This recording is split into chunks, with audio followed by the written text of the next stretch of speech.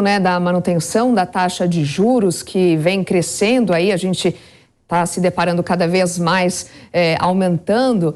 Eu trago para conversar comigo agora Rogério Mori, que é professor da Escola de Economia de São Paulo, da FGV. Professor, muito boa tarde, obrigado por aceitar o nosso convite, participar dessa conversa. A gente falava agora há pouco sobre uma saída, né, diante dessa alta taxa de juros, os consórcios como forma de aquisição. Também queria aproveitar a sua participação aqui para introduzir essa nossa conversa sobre o que o senhor acha sobre essa questão dos consórcios. Boa tarde.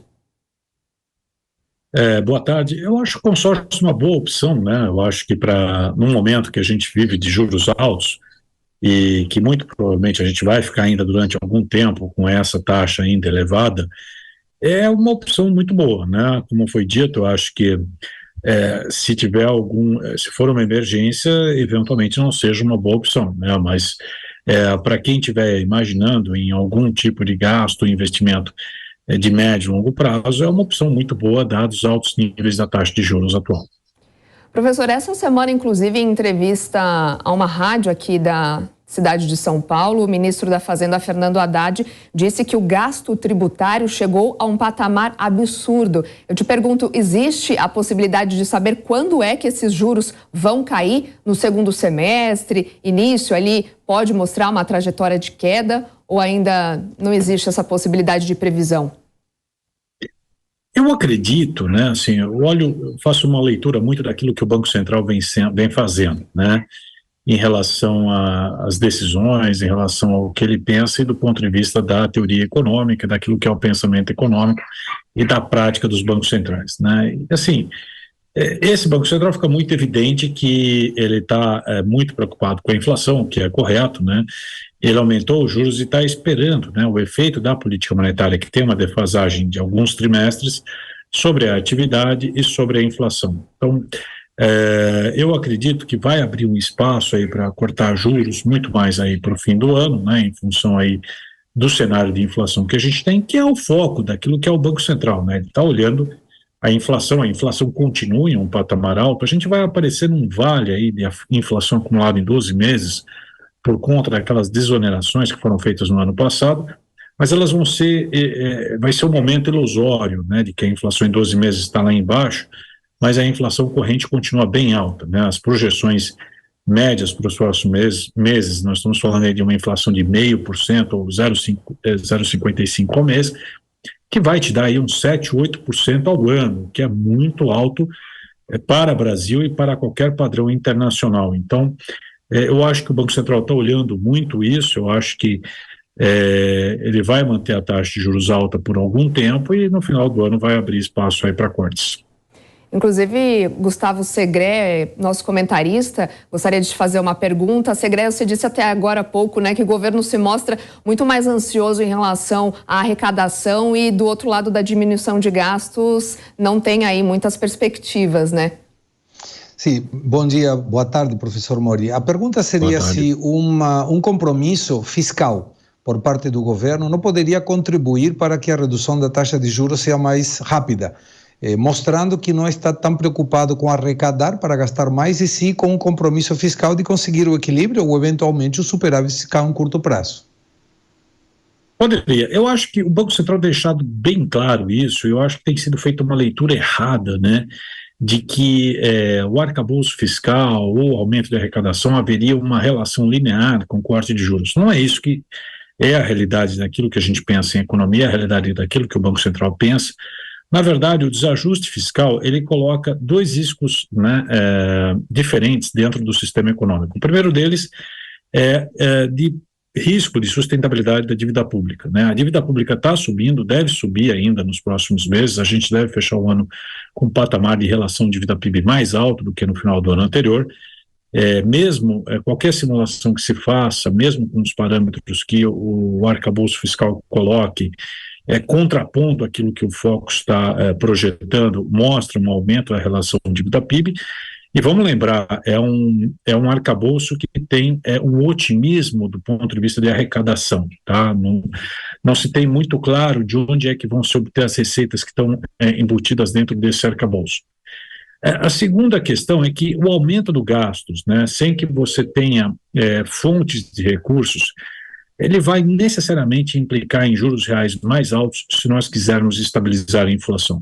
Isso é consenso do ponto de vista da ciência econômica em qualquer lugar do mundo, tá? Em qualquer banco central se sabe isso, que um aumento de gastos, se a gente não tiver fontes de recursos e controles estritos em relação a isso, isso vai implicar em juros reais mais altos. Então não adianta achar que você consegue baixar os juros numa canetada. Voltando aí agora ao centro da sua questão.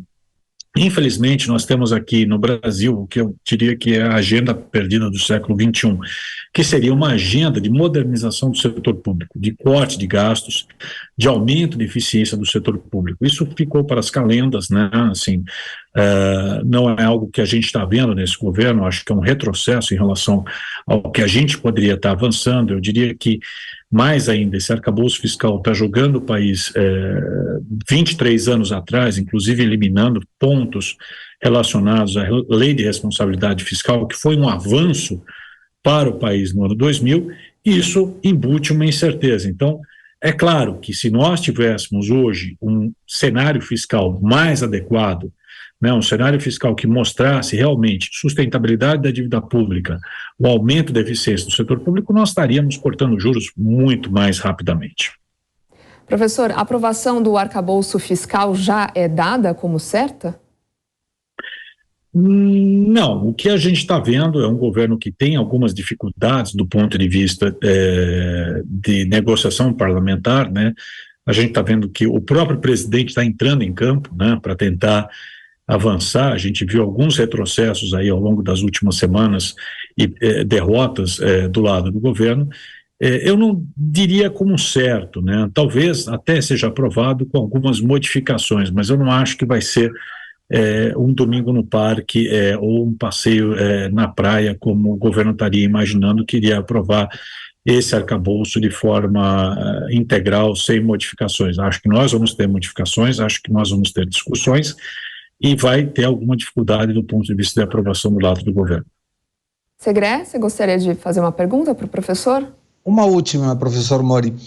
O senhor acredita que essa projeção do governo de 1% de déficit fiscal nesse ano, com equilíbrio no próximo, superávit de 0,5% em 2025 e 1% em 2026, é viável em função da realidade da foto de hoje? Pelo seu sorriso já vi a resposta, mas gostaria...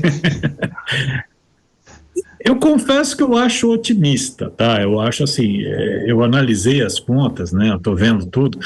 Claro que é possível, né, que a gente tenha alguma surpresa do lado da Receita esse ano, mas a gente está vendo aí o Ministério da Fazenda se debatendo recorrentemente, tentando aumentar gasto, arrecadação de tudo quanto é lado. É o que a gente chama, eu fiz mecânica na minha vida, antes de economia, eu fui técnico em mecânica, é o que a gente chama de catar cavaco, né? Ele está catando cavaco em qualquer lado para aumentar a arrecadação. Parece que há um certo desespero do governo nesse sentido, e inclusive tentar baixar os juros na força bruta é uma forma de você tentar reduzir a despesa nominal do governo para estabilizar a relação dívida-PIB. Então, o que a gente está vendo é assim, um esforço arrecadatório do governo. Eu acho otimista em relação ao que a gente tem, e eu vou até mais longe. Eu acho que mesmo cumprindo essas metas que foram estabelecidas, esse arcabouço ele não estabiliza a relação dívida-PIB, tá? Que seria assim, aquilo que seria primordial. Ele não gera uma estabilização da dívida pública. A dívida pública vai continuar crescendo. Basta fazer qualquer simulação com os parâmetros que a gente tem, pegar o relatório Focus e ver e colocar essas estimativas, você vai ver que a relação dívida-PIB segue crescendo. Então, mesmo otimisticamente que ele cumpra isso, o que eu já acho difícil, isso não elimina o risco fiscal que a gente tem no país. Inclusive a Selic, né, os juros futuros caíram após essa manutenção pela sexta vez, 13,75%, né? Alguns analistas já consideram improváveis novas altas. Que o que o senhor acredita que sim também? Que é improvável crescer mais? Espero que não tenhamos que ter novas altas, né? Eu não descarto inteiramente, é possível. Assim, eu acho que o mercado está fazendo uma leitura errada em relação àquilo que a gente está tendo de cenário de Brasil, né? Todo mundo imaginava um primeiro trimestre mais desaquecido em termos de atividade econômica. A atividade econômica continua aquecida, a gente vê o setor de serviços crescendo, né? Basta pegar os indicadores do IBGE, você vai verificar que o setor de serviços cresceu, o setor de serviços é 60% do PIB brasileiro, o comércio continua vendendo, agronegócio, agropecuária, a gente teve uma safra recorde esse ano. Então, assim, e isso sem contar que nós temos um impulso fiscal dado pela PEC da transição, que foi da ordem aí de um aumento de gastos de 200 bilhões, que vai estimular a economia brasileira. Então, assim, eu vejo assim, o mercado muito projetando 1% de PIB, eu acho que é 1,5%, 2%, o que deve sustentar aí um patamar inflacionário ainda relativamente alto nesse ano. Eu espero que nós não tenhamos que ter uma nova alta de juros. Eu acho que a manutenção ela vai ficar por algum tempo. Acho que a política monetária ela tem efeitos como o que a gente está vendo nos Estados Unidos. O próprio Banco Central americano, ele aumentou os juros e provavelmente tudo indica que ele vai fazer uma pausa por algumas reuniões, esperando os efeitos do aperto de juros, que é o que a gente está esperando do lado aqui do Banco Central do Brasil, né, que os juros façam efeito, a inflação comece a cair, e esperamos que de fato ela caia e não tenha um repique aí que force eventualmente o Banco Central a ter que aumentar os juros novamente. O próprio ministro Fernando Haddad falou, né, que estar preocupado com essa taxa de juros e disse que ainda vai perseverar no diálogo com o Banco Central, né? Isso é importante nesse cenário de altas taxas, né? É importante, mas juros não é voluntarismo, né? As experiências mostram que você baixar os juros na canetada, né, imaginando que você pode baixar os juros e que a inflação vai aceitar um desaforo dessa natureza se ela não estiver controlada, o custo que a gente vai ter vai ser uma inflação mais alta.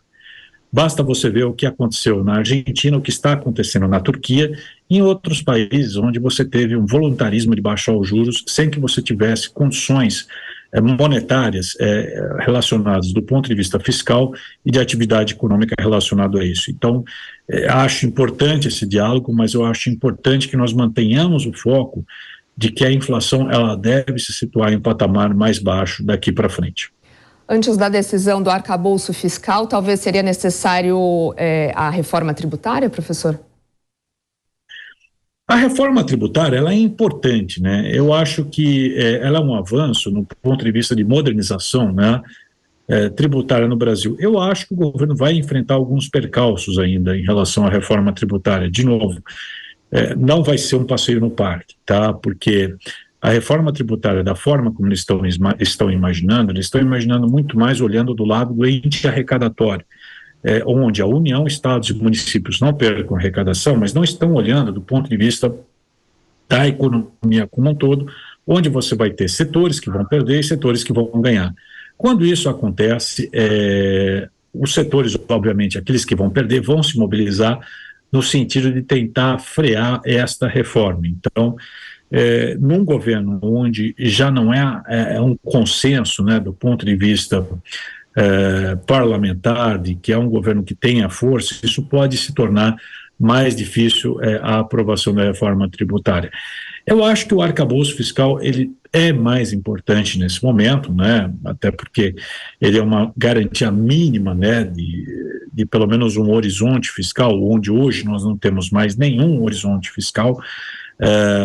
Ele pelo menos vai garantir alguma coisa, mas não é o melhor possível, ele é bem inferior ao que nós tínhamos do teto de gastos, ele piora a lei de responsabilidade fiscal, mas é alguma coisa. Então, eu acho que é positivo, eu acho que vai caminhar mais facilmente, até porque é uma lei e não é algo que tenha que mexer aí em termos de Constituição, alguma coisa dessa natureza.